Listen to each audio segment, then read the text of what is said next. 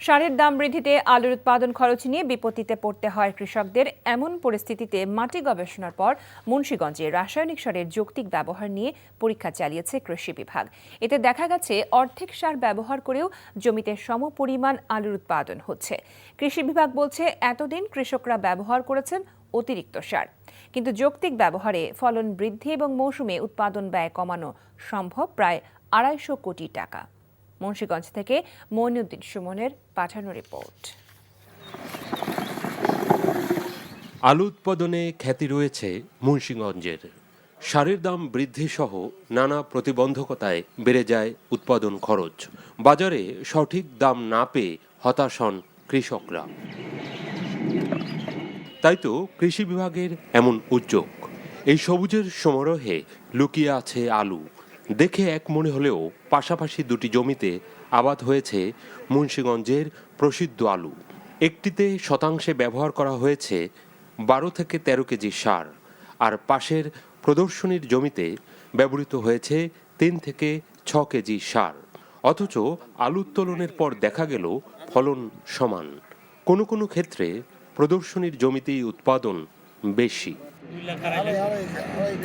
সংশ্লিষ্টরা বলছে প্রয়োজনের চেয়ে জমিতে অধিক সারের ব্যবহার হচ্ছে কিনা বিষয়টি সামনে রেখে এ জেলার ৬ উপজেলায় রাসায়নিক সারের যৌক্তিক ব্যবহার নিশ্চিত করতে এই পরীক্ষা কার্যক্রম। এই জমিতে আমরা সার কম ব্যবহার করেছি। এই ট্রায়াল প্লটে আমরা আমাদের উপজেলা কৃষি অফিস মুন্সিগঞ্জ সদর থেকে আমাদের যে নির্দেশনা দেওয়া হয়েছে ওই অনুযায়ী আমরা কৃষক ভাইদেরকে সার ব্যবহার করেছি।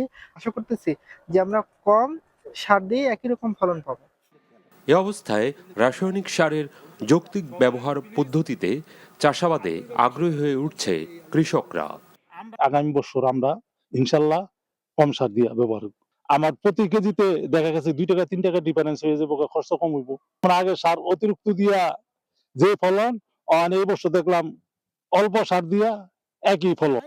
কৃষি বিভাগ জানায় জেলায় ৩০০টি স্থানে মাটি গবেষণার পর ৩ রকমের সারের পরীক্ষা চালানো হয়। ৫% করে তৈরি করা হয়েছে প্রদর্শনী প্লট। কৃষকের যে সারের জন্য যে খরচটা, সে তুলনায় আমার খরচ কিন্তু কোনো কোনো ক্ষেত্রে 1/3।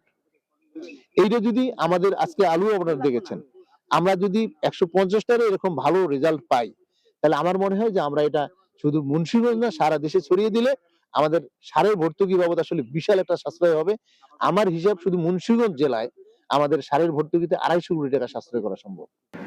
মুন্সিগঞ্জ সদরে ১৫০টি প্লটে চলছে এ গবেষণা কার্যক্রম। NTV news desk.